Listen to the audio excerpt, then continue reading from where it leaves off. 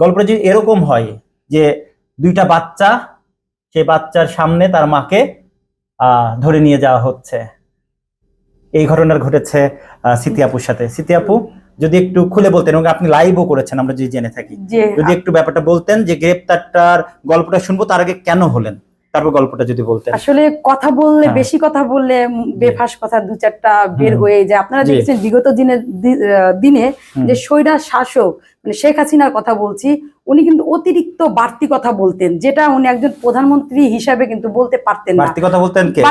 শেখ হাসিনা। তো সেই শেখ হাসিনার আমলে দেখবেন আমাদের সাবেক তিনবারের প্রধানমন্ত্রী বেগম খালেদা জিয়া উনাকে নিয়ে একটা সংসদে বসে একটা বক্তব্য দিয়েছিলেন যে হ্যাঁ, উনি তো হাসপাতালে গেলেও মেকআপ করে যান।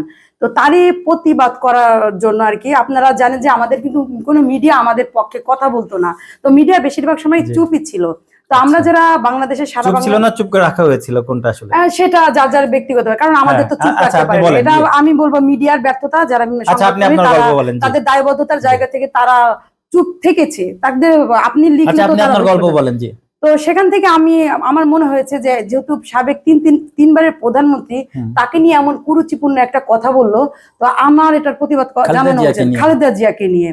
তো তখন আমি আমার ফেসবুক ওয়ালে একটা পোস্ট দিই। পোস্টটা এমন ছিল যে একজন প্রধানমন্ত্রী হয়ে সাবেক তিনবারের প্রধানমন্ত্রীকে নিয়ে এমন কুরুচিপূর্ণ বক্তব্য দিলেন। উনি কথা বললে দুর্গন্ধ ছড়ায়।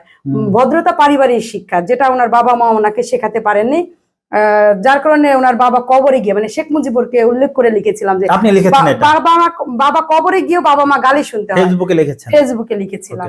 তো এই ঘটনা আমি নাম উল্লেখ করি নাই যে এটা শেখ হাসিনা আর কি।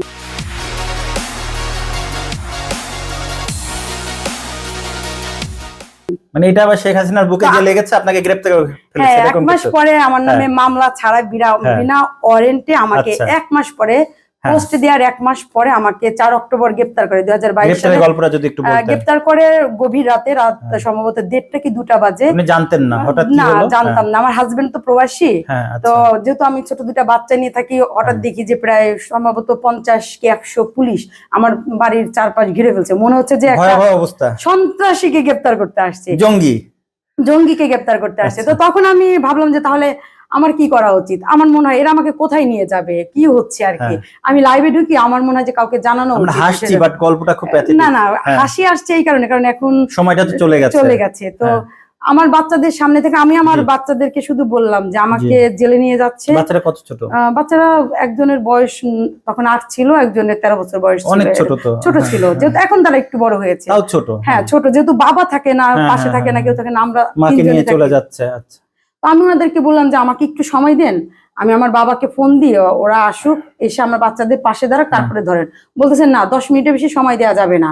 তো তারপরে আমাকে, এটা কি সাদা পোশাকে নাকি? না, সাদা পোশাক, পুলিশের পোশাক দুটাই ছিল, এবং হিউজ পুলিশ আসছিল। মানে আমি একজন মেয়ে মানুষ, তো কতটা ওই সরকার মনে হচ্ছে যে আপনি একটা বাহিনী নিয়ে আছেন, জঙ্গি বাহিনী না, আপনাকে ধরতে আসছে, আমাকে ধরতে আসছে। কতটা আতঙ্কিত শঙ্কিত ভয়ে থাকলে যে এইভাবে ধরতে আসে, মানে এটা শেখ হাসিনার আমলেই সম্ভব ছিল। তো আমাকে ধরে নিয়ে যায় এবং আমাকে 4 মাস কারাবরণ করতে হয়। কারাগারের গল্প যদি একটু বলতেন। ওখানে কি আপনাকে শারীরিক কোনো শোষণ করা হয়েছে বা নির্যাতন, যেটাকে বলে? নির্যাতন তো অবশ্যই করা হয়েছে, কারণ আমার পরিবারের সাথে কোনো রকম কোনো যোগাযোগ করতে দেওয়া হয়নি। এমনকি আমার বাচ্চারা যে জেলখানায় দেখবেন, মানসিক টর্চার করা হয়েছে। হ্যাঁ, জেলখানায় 15 দিন পর পর কিন্তু দেখতে দেওয়ার একটা থাকে, যে 15 দিন পর পর ডিউ আছে যে দেখতে দেয়, সপ্তাহে 1 দিন কথা বলতে দেয়। আমার ক্ষেত্রে সম্পূর্ণ ভিন্ন, আমার বাচ্চাদেরকে দেখতে দেয় না। এবং যখনই দেখতে, আপনি জানেন না যে আপনার বাচ্চারা কেমন আছে? না, কিছুই জানি না। তো তখন আমাকে ডিএসবির লোক 1 মাস 18 দিন পরে আমার প্রথম আমার বাচ্চাদের সাথে আমার সাক্ষাৎ হয়।